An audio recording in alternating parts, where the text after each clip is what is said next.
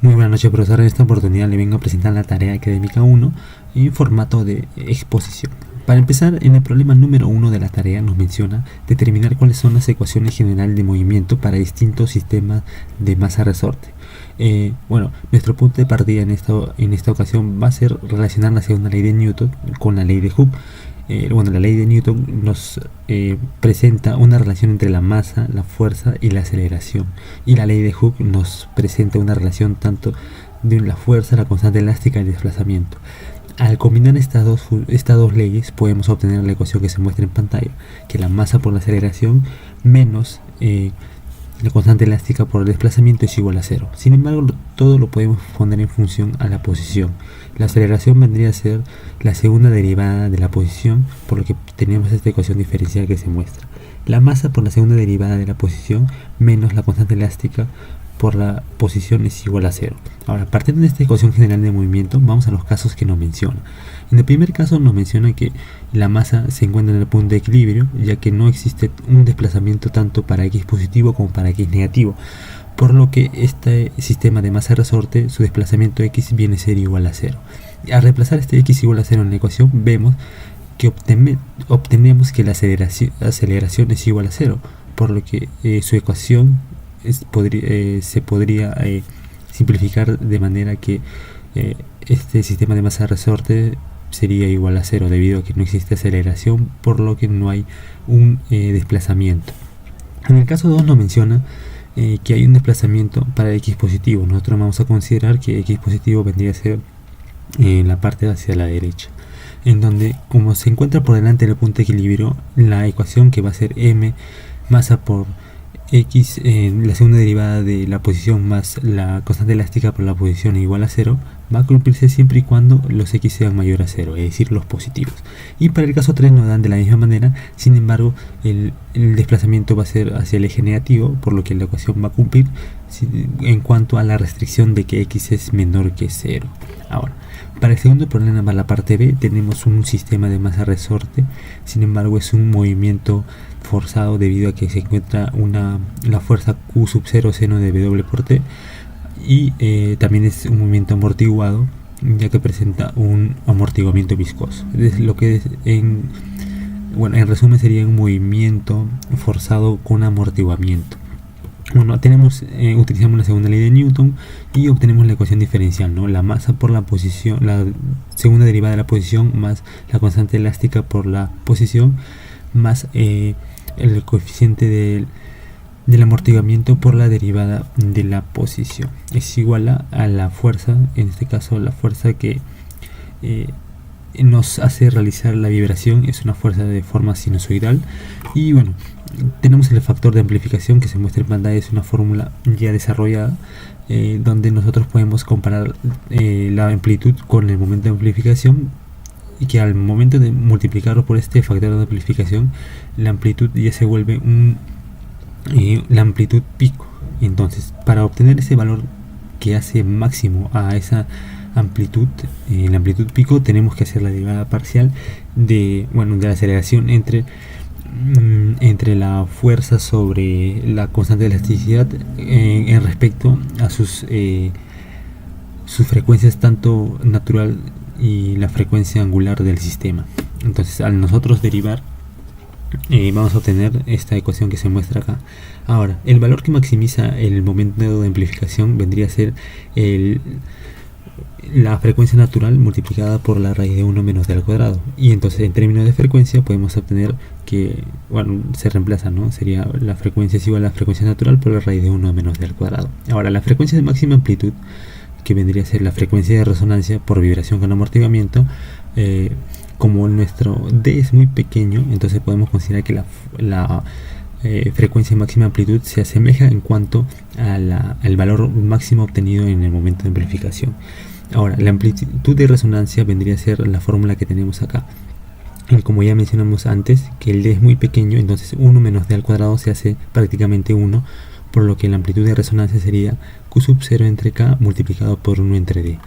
Acá presentamos una gráfica donde vemos la amplitud versus la frecuencia y tenemos una gráfica paraboloide donde el pico vendría a ser la amplitud de resonancia. Ahora, nosotros tenemos amplitud A cualquiera, en donde al intersectarlo en esta función nos van a dar dos frecuencias, ¿no? Frecuencia 1 y frecuencia 2, y también la frecuencia de resonancia que se da en donde se da la amplitud de resonancia.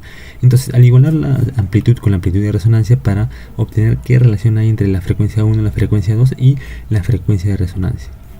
Entonces reemplazamos y vemos que el momento de amplificación es 1 entre 2D, y bueno, esto ya son operaciones matemáticas en donde vamos a determinar, por ejemplo, el momento de amplificación que ya tenemos determinado ya en su ecuación. Bueno, la ecuación estaba expresada tanto en frecuencias angulares, sin embargo nosotros lo vamos a aplicar en frecuencias, ¿no?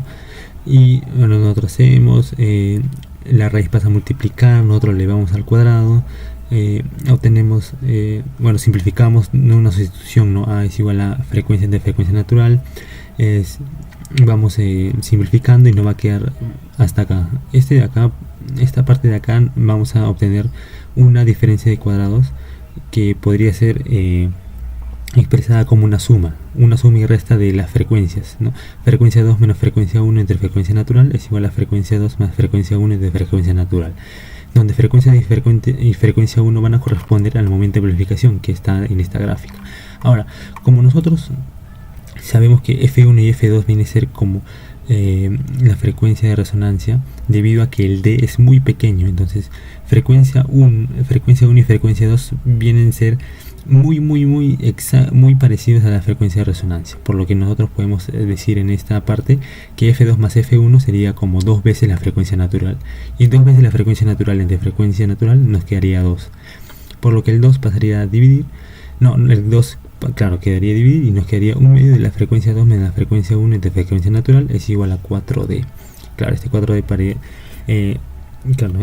pasaría a dividir y 2 entre 4 sería 1 medio, y es lo que hemos demostrado. Ahora, pero el problema 3 nos muestra de la misma manera, es decir, casi el mismo procedimiento, sin embargo acá cambia la fuerza, que vendría a ser ME por por la aceleración angular por el seno de W por T. Hacemos el mismo procedimiento que ya habíamos tenido, y bueno, la amplitud máxima sería el Q sub 0 entre 2D por raíz de 1 menos D al cuadrado por K, ¿no?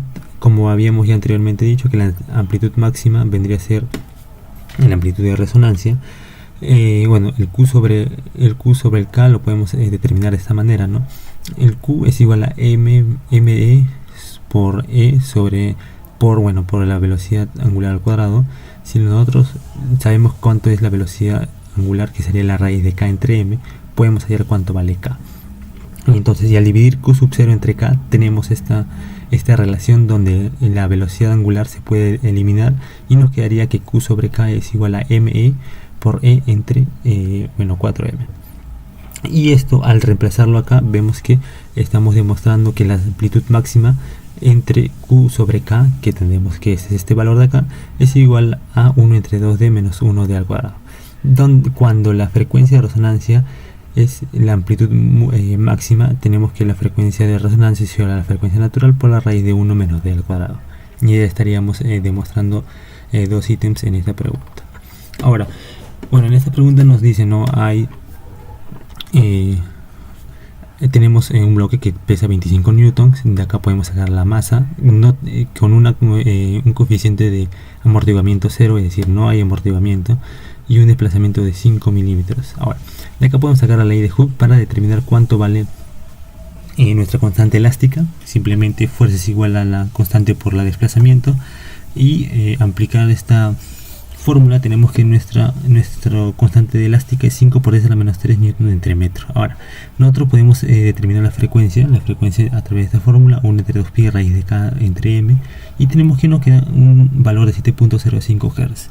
Ahora, la frecuencia de panel nos dan que es 2000 revoluciones por minuto, y estas revoluciones los podemos colocar a Hz a través de la conversión, que una revolución son 60 segundos, un minuto sería 60 segundos, y una revolución, bueno, lo dejamos en revolución, para ver que tenemos 33.33 Hz, que sería revoluciones sobre segundo, ¿no?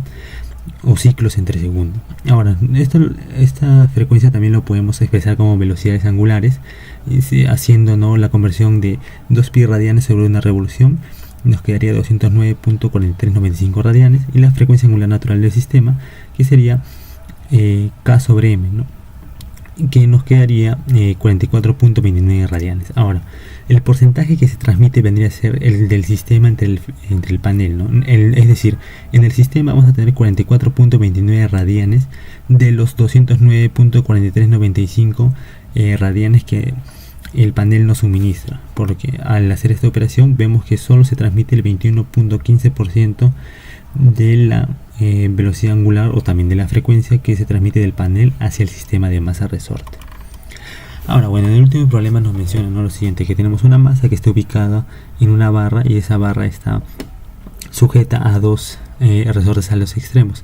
Además que esta masa también está sujeta con un resorte ubicado entre x1 y x2 a través de los extremos, ¿no? Y tenemos un diagrama de cuerpo libre, y bueno, acá, ¿no?, presentamos un diagrama de cuerpo libre donde podemos hacer el DCL, el diagrama de las fuerzas. Por ejemplo, en el resorte 1 va a haber una fuerza 1 que lo va a estirar, en el resorte 2 va a haber otra fuerza 2 que, al ser la transmitibilidad de las fuerzas, el F2 y el F1 se van a transmitir acá a los extremos de la barra, que van a ser también afectadas por el peso de esa masa, ¿no? Y bueno, y por último, la masa que cuelga MG va a ser también afectada para este F3, que vendría a ser este resorte que está acá conectado a la masa. Entonces, hacemos en la barra, hacemos en nuestro diagrama de fuerza tanto para el eje X como el eje Y, y bueno, y el diagrama y la sumatoria de fuerzas de momentos, ¿no?, para obtener cuánto vale F2, que en este caso sería la masa,